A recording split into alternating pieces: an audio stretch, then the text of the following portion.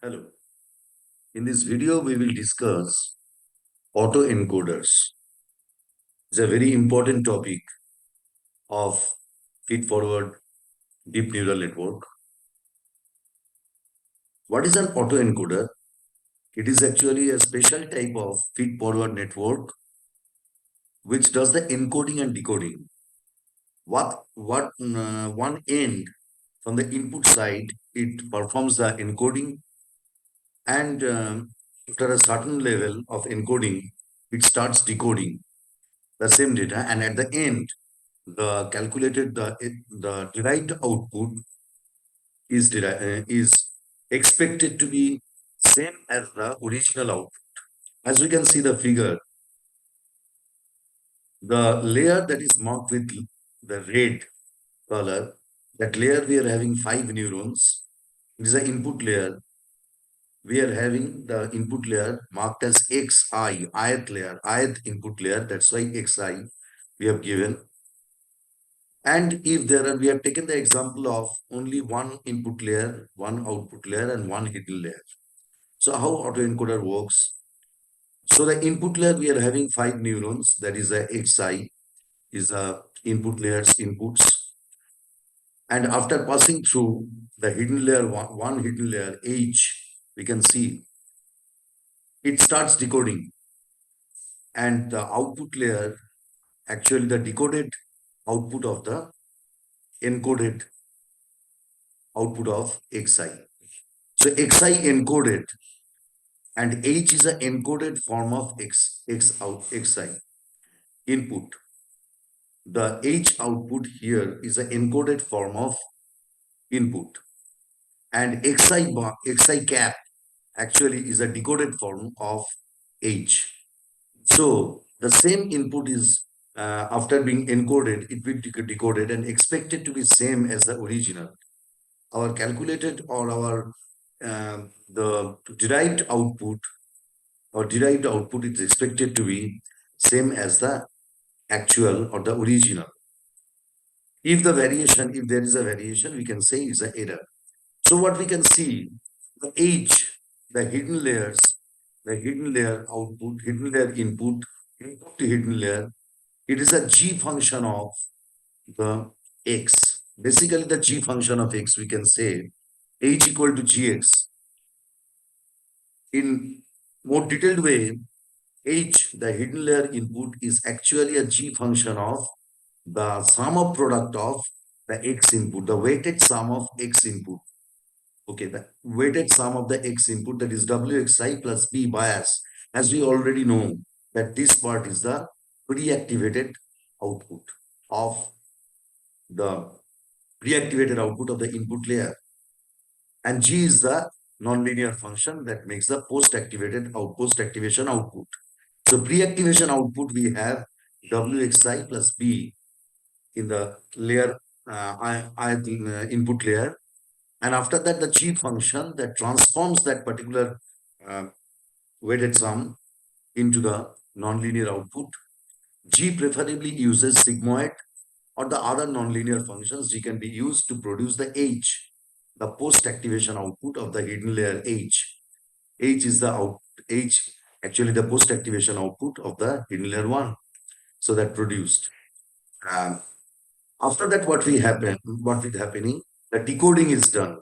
The decoding is a function of the H itself. Basically, xi cap is a function of H.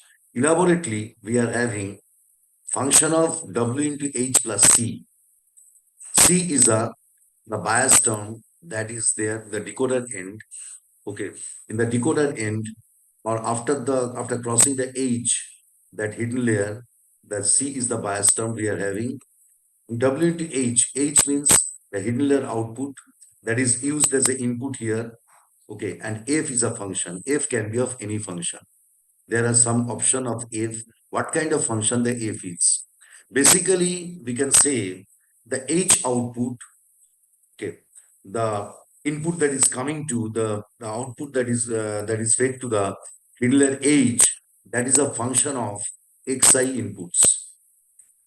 And more elaborately, XI inputs means first we have the pre-activation output of XI, and then the function of pre-activation output means post-activation output, and that is equal to H. And at the decoder end, whenever we are having XI cap is again a decoding function of H, that is f of H, or we can say in more elaborately, it's a weighted sum of H, the function of the weighted sum of H. Exactly the same way. The decoding is actually the inverse process of encoding. Okay. Input Xi is fed into the hidden representation H. Okay. Decoder does the input again from this hidden representation to the output end, to the output layer. The model basically trained to minimize the certain loss function, which will ensure that Xi cap is closest possible to Xi. Okay. Now, loss function will be designed in such a way, the objective of the loss function, or we can say objective function, is to minimize the loss function, minimize the squared sum of squared error. Okay, minimize the loss function so that we can ensure that Xi cap converges with Xi. So the input after encoding fed to the H hidden layer, after again decoding, it's fed to the output layer. So the input is Xi, the output is Xi cap. Both has to be converged. So the process of the bridging the gap, or process of minimizing the error, is backpropagation, weight adjustment, the same way. As we can see, W star is a weight vector in the output end, in the decoder end, and W is the weight vector from the input to the hidden layer, but that is the encoder end. So it is a simple model that is being drawn here. One input layer, one output layer, one encoding, one decoding, and one hidden layer. Now, next. Now, an autoencoder, we are having certain dimension of the input layer, certain dimension of the hidden layer, certain dimension of the output layer. If the dimension of the hidden layer is less than the dimension of the input layer, as we can see here, the dimension of the hidden layer, that is 4 neurons only, is less than the dimension of the input layer, which is having the 5 neurons. Okay. It is called the under-complete autoencoder. Under-complete autoencoder, it is better one in terms of the important feature extraction. This means from here, from this example, we can see after 5 features, out of 5 features, it extracted the main features, the major features that explains the input set, input vector. The major features, the chosen features, the selected features, or important features, or important characteristics are being extracted to the hidden layer H. So that's why the dimension is reduced. It is cutting off the unimportant features or irrelevant features. So that is the thing. If the dimension of hidden layer is less than the dimension of the input layer, now H is considered to be a loss-free encoding of Xi. Loss-free encoding means error-free. Or we can say there is a very little error because it extracts all the important features or characteristics of Xi. All the important characteristics of Xi are being inputted to the hidden layer H by extracting the unimportant inputs, features. So this is the case when the dimension of the hidden layer is less than the dimension of the input layer, that we can see. Next, if such thing happen, if the dimension of hidden layer is greater than or equal to the dimension of input layer, in that case, what will either greater than or equal to, we are having same function H. The hidden layer input is a function of the weighted sum of the input layer input along with the weight applied on the input layer's inputs. And G can be any function, preferably sigmoid. It can be tan H. It can be other functions like softmax, ReLU, LU, whatever. Preferably the sigmoids are used. And xi prime, xi cap, we have the f, the decoding function. F can be any function, we'll discuss very soon. That is a f function, the decoding function of h. Decoding function of the linear function, linear transformation of h, a linear function form of h, that is wh plus c, that is a weighted sum of h outputs of the hidden layer, that is h, the weighted sum of that, plus c is the bias term at the decoder end, at we can already discussed. Now, if the dimension of the hidden layer is greater than or equal to the dimension of the input layer, this means the number of neurons in the hidden layer is either greater than or equal to the number of inputs of the input layer. So in that case, it is not extracting, it is actually copying all the input characteristics or features of the input layer to the hidden layer without filtering. Without filtering the main characteristic, without filtering the major or relevant characteristics, it is filtering, it is copying out all the characteristics, plus some noises there can be. If dimension of the hidden layer is greater than the dimension of input layer xi, is greater than, then we must have some noise data also. Some noises can be included also. Otherwise, the dimension cannot be greater than the input layer. If it is equal, this means just copying the input layer neuron features to the hidden layer. Okay. So there is no special filtration is done. In such a case, the autoencoder could learn a trivial encoding by simply copying xi into h and then copying h into xi bar. Again, in turn of the decoder end, it's copying the, the xi bar. Such an identity encoding is useless in practice as it does not really tell us anything about the important characteristics of the data. Now, what is the feature? What is the use of that the autoencoder? We extract the important feature and denoising the inputs. Denoising means removing the noise and getting the important and relevant features. Okay, so it is not suggested. Next, how to choose the fxi, the function, the decoding function and the encoding function. Gxi, the encoding function, that is a nonlinear function, normal, that we have already learned, the any nonlinear function that converts a pre-activation output into the post-activation output, any nonlinear function that converts the pre-activation output into the post-activation output, that is G function, and F function, that is decoding function. What kind of function we should choose? And choice of loss function. What kind of loss function? There are a lot of examples of loss function, options of loss function. We have to choose among them. So let's have it. G function can be chosen as sigmoid, can be a tanh, can be ReLU, ALU, softmax, or leaky ReLU. Anything can be there, but ideally, typically, by default, the sigmoid function is chosen as G. So if nothing is mentioned, nothing is explicitly given or explicitly instructed, the G is by default the sigmoid. Okay. Now suppose which function we should use for decoding part.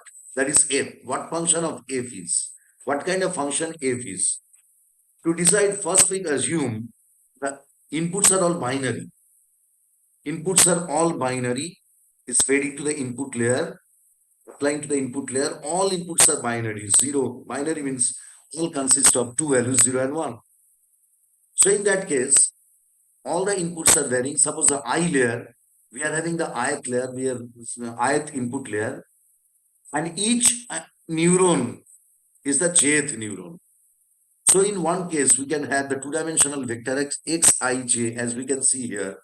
Ith layer, first dimension is the ith layer, second dimension is the neuron number in that particular layer.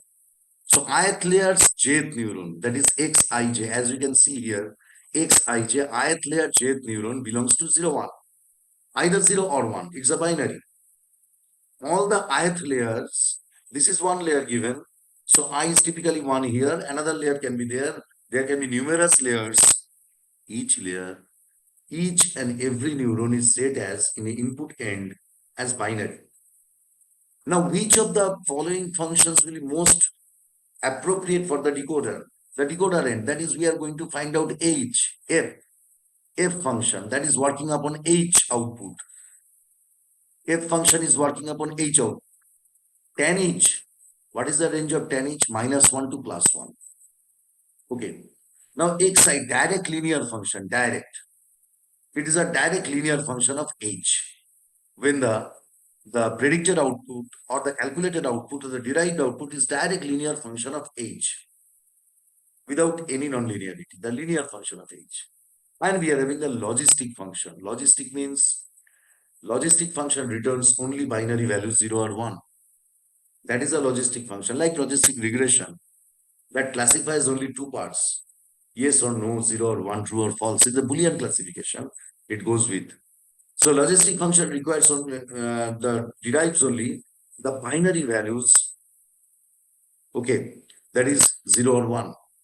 Now here the logistics regression is the most important, because if the inputs are binary, outputs will also be restricted within the binary range.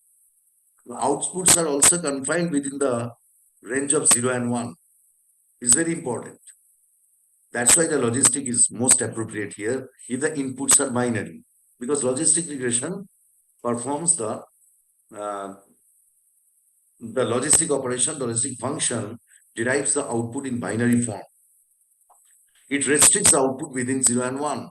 So definitely the output will be too much scattered. Output will be too much varied. It will be confined within the range of 0, 1. So it is definitely logistic regression will be used in that case. Now, if the inputs are real valued, real valued means it can be 0.25, 0.5, more than, greater than 1. It can be positive between 0 to 1, as well as greater than 1, as well as greater than 2, 3, 4. It don't have any end. From 0 to infinity, we can have all the real numbers. Okay, now the G is typically chosen as sigmoid. There is no doubt in that. By default, the G function that converts the input with the help of weight, it converts the input with the help of weight and bias, the hidden layer output or the post-activation output. That is typically the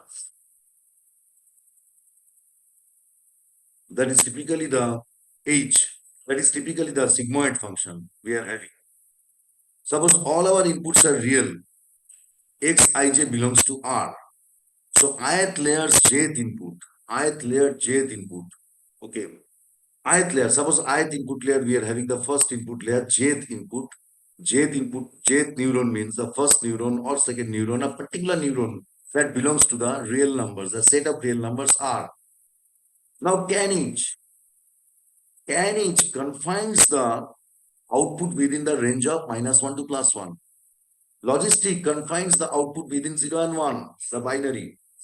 So those are not suggested. They will restrict the reconstructed xi to lie between 0, 1 and -1, 1, whereas we want xi cap, that is a predicted output, to be belong to r to the power n. Means it belongs to the n, the all combination of the real numbers. Okay, all combination of real numbers. Any of the real numbers are. So xi cap should belong to r to the power n. So it confines. So the linear function can be better used here.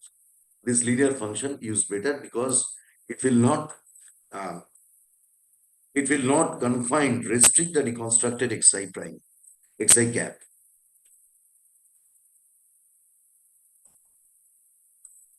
Now next, how to choose the loss function. So in two cases we can see, in binary and the real number, if the inputs are binary, we can choose a logistic function as decoding function. And if the inputs are real numbers, then we can choose the normal linear function as the input function, as the decoding function. Next, choice of loss function. Now, as we can see, the loss function, okay. So the loss function here, we can say, suppose the m is the total number of layers under consideration. Here m, in our this case, is expression, just see the expression. M is the total number of layers. The total number of layers in decoding end as well as encoding end, both are having the same number of layers. Okay. Otherwise, the process will not be complete. The M is the total number of layers in decoding end, and M is the total number of layer as well as in the encoding end. And N is the number of neuron per layer. Per layer. Suppose N is the number of neurons per layer. Okay, we are having this. So I equal to 1 to N, and N can vary also for different layers. The number of neuron in different layer can vary, but this is a double sigma we have used just for that. Xij means the predicted input of a given layers, one neuron, the minus the actual output, the predicted output of ith layers, jth neuron minus the actual output, that is given output, that's the input output, where input one, there's the input parameter, that is the ith layers, jth neuron, the jth value. The ith layer jth input and the ith layer jth predicted output, the difference. The input has to be the output. Actual output and input should be same. But we can say refer as Xij as actual output. That is the input given. Output and input absolutely has to be same.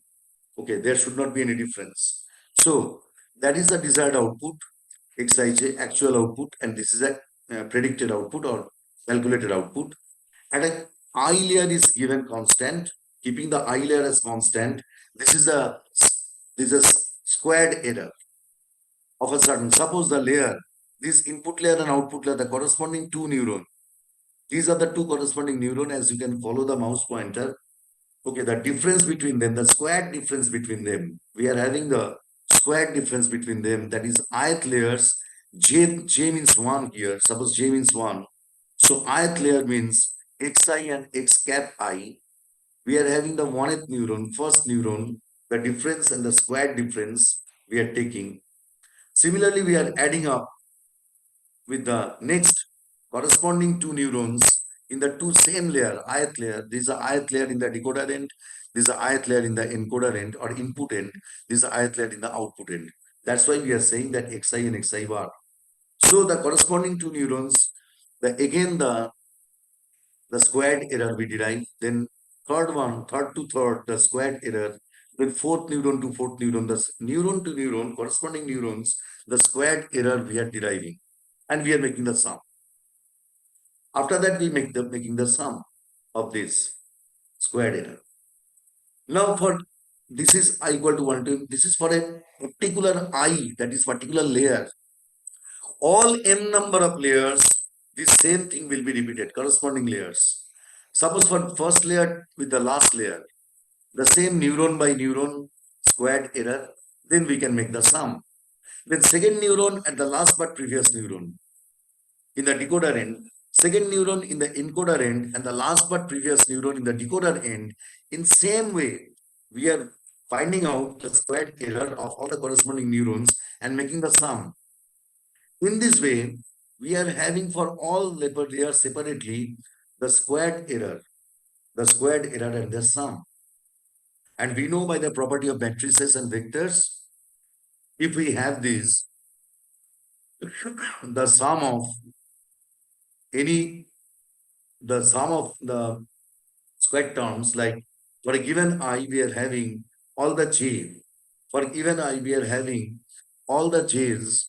The difference between all the j, error terms between the j's square is equal to xi bar minus xi transpose multiplied by xi bar minus xi. Okay. The same transpose multiplied by the original matrix. So that we know very much. That is, if we have this, if we derive this, the sum of the squared sum, if I derive the squared sum, the answer will be same as xi minus x bar transpose multiplied by xi minus x bar. You can find it. As a practice, you can find it as per the property of vector and matrix. So this and this is same. So we can train the autoencoder just like a regular feed-forward network using back propagation now. Back propagation means weight adjustment. We are changing the weights. All we need is a formula for del L theta by del W star and del L theta by del W. W star is the weight vector of the decoder end. W is the weight vector of the encoder end. Then we have to follow the same way that we have found out the gradients, other gradients in the previous chapters of the gradient descent and all other topics that we have found the same way we are going to find. Now here we have got the loss function. That loss function that is for a given layer I, the loss function for a given layer I, as we have found out, the loss function for a given layer I equal to 1 to m, inside that summation means for a given layer I, for I equal to 1 also this is correct, for I equal to 2 also this is correct, for a given layer I can be 1, 2 or any layer. This x hat minus xi transpose multiplied by xi hat minus xi. So we have this. That is for a given layer I, this is a loss function. And we are finding out these two things. That is differentiation of derivative of loss function with respect to weight star, means decoder ends weight. Okay. The rate of change of loss function with respect to unit change of decoder weight, decoder ends weight. And the rate of change of loss function with respect to encoder ends weight. Now what we can say, we have to take the help of the chain rule. Chain rule, because this is a decoder end. So we have to use the H2. We have to use H2. Because H2 here, the hidden layer 2 is considered as the output layer. And hidden layer 0 is considered as the input layer in this particular figure. And hidden layer 1, that is H1, is considered as the normal hidden layer. So here we are deriving this chain rule because the loss function is differentiable by H2, because loss function is a function of H2. H2 means the post-activation output of this layer, the output layer. Definitely loss function post-activation output means the HI hat or HI cap. Okay, loss function is nothing but is a function of HI cap, as we can see, directly differentiable by H2, that we have already learned such type of similar cases. Multiply del H2 by del A2, because post-activation output at hidden layer 2 is a function of post-activation output of hidden layer, pre-activation output of hidden layer 2. So A2 is a pre-activation output of hidden layer 2 and H2 is a post-activation output of hidden layer 2. So post-activation output is a function of pre-activation output, as we know. It can be a sigmoid function, it can be a ReLU function. Typically, it is sigmoid here. And typically, we have used for the decoder end, we have used the tan H. We can use the logistic function, we can use the linear function, any function we can use in the decoder end. We can use this function. H2 is a function of A2. H2 means the post-activation output of hidden layer 2 after activation. A2 means pre-activation output, the lower part. Pre-activation output, before activation output of hidden layer 2. That is only the sum of product, or we can say weighted sum. Okay, just the weighted sum output, that is A2, that is pre-activation. Post-activation is a function of pre-activation. Here we can choose a linear function or we can choose a logistic function. That's why H2 is differentiable by A2. Now A2 is differentiable by weight at the decoder end, because post-activation output is typically a weighted sum, summation Wixi plus B. So definitely W is an important component of that particular A2 reactivation output. So A2 is very much differentiable by W star. So in this way, we can frame the chain rule and we can easily find the gradient of loss function with respect to the weight parameter in the decoder end. That is del L theta of del W star. Similarly, we can find the gradient of loss function with respect to the encoder end's weight, the weight vector of the encoder end. So that is, since it is the encoder end, we are having del L theta of del H2. We are having the del H2 because loss function is a function of H2. H2 is a post-activation output. And H2 is a function of A2. Post-activation output of hidden layer 2 is a function of the pre-activation output of hidden layer 2. And pre-activation output of hidden layer 2 is a function of post-activation output of hidden layer 1, because post-activation output of hidden layer 1 is taken as one of the inputs to derive the pre-activation, post-activation output of hidden layer 1 is taken as the inputs to derive the pre-activation output of next layer, that is the hidden layer 2, along with the weights in that layer. So definitely A2 is a function of H1. So A2 is differentiable by H1. Similarly, H1, the post-activation output of the hidden layer 1 is a function of pre-activation output of hidden layer 1, A1. So H1 is differentiable by A1 directly. And A1 is a function of W because summation Wi xi plus B. So definitely AI is differentiable by W. So this is the chain we have used by using the chain rule and by which we can find this. Okay. So the loss function, this typical loss function we can have del L theta by del H2. We can derive as this is del L theta by del X. Del X H2 means Xi cap. Xi cap is the final output, that is derived output, that is the H2 itself. If I derive, then what should we get? What should we get? We just differentiate with help of this, with help of this. So definitely we are having 2 into xi minus xi bar minus xi. That derivative already is discussed in many chapters. Now, this is the derivative that we can derive. Okay. Next.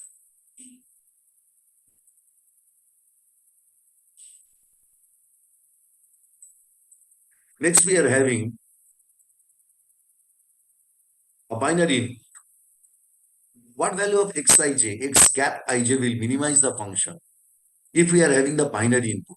Inputs are all binary. Now we are using, suppose another loss function that we are using here. For a single n-dimensional ith input, we can use the following loss function. The loss function is xij. I is the given layer, fixed layer I. J is the neurons, the index number of the neurons. Log x cap ij. So x cap ij is the predicted output at the decoder end, at the output end.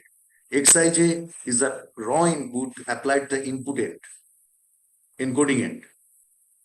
And this is 1 minus xij into log 1 minus x cap ij. So this is the estimation of loss function. We can see it will produce this summation, this summated, this sigma output within the sigma. It is either producing infinity or producing zero. What we can see. Suppose in case of that, if xij equal to 1, and we are having, we use a sigmoid decoder which will produce output between 0 and 1. Output means x cap ij should lie between 0 and 1. X cap ij should lie between 0 and 1.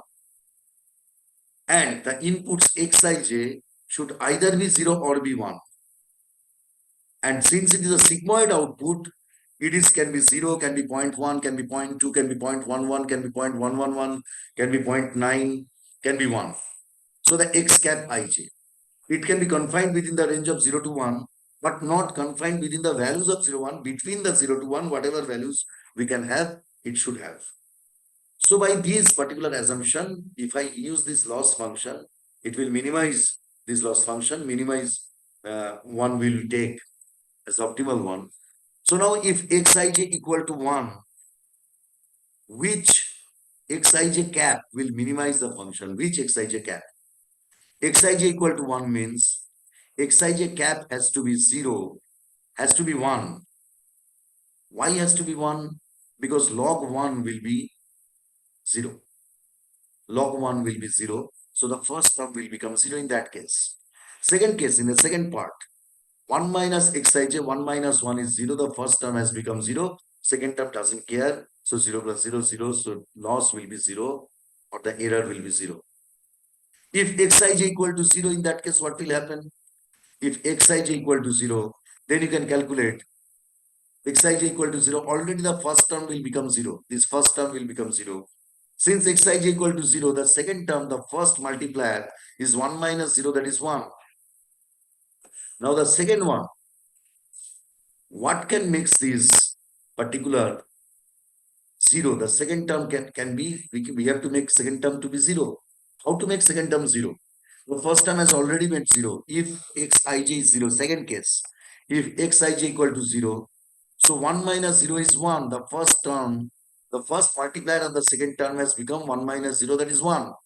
the second multiplier has to be 0, so that the whole product, the second product, the second term, total second term will be 0.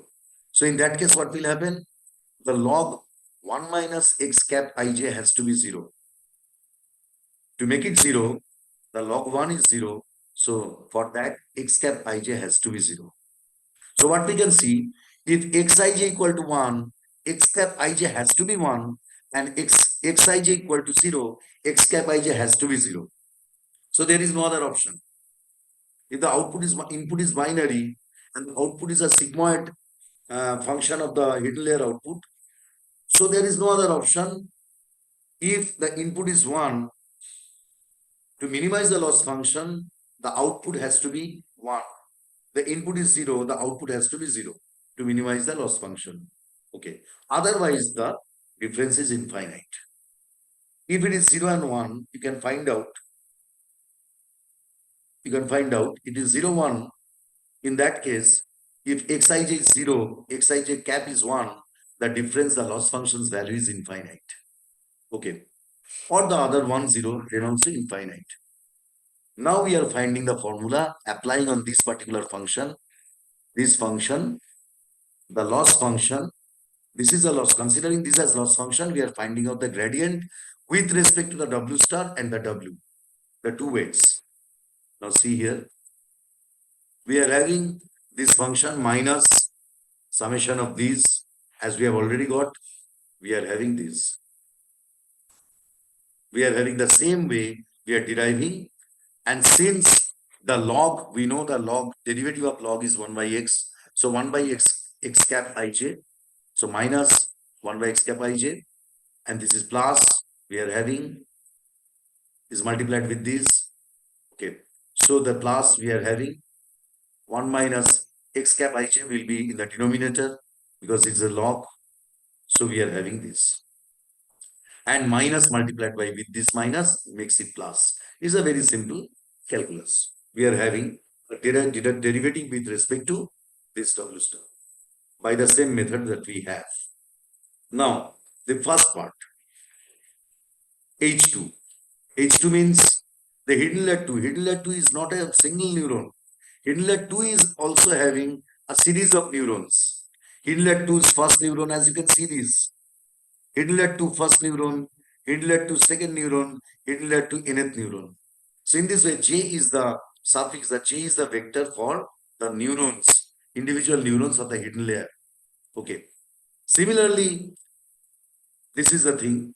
The other component, the first two components, H2, A2. Okay. We know that is a sigmoid, H2 to A2 is a sigmoid function we are using. Typically, we are using sigmoid.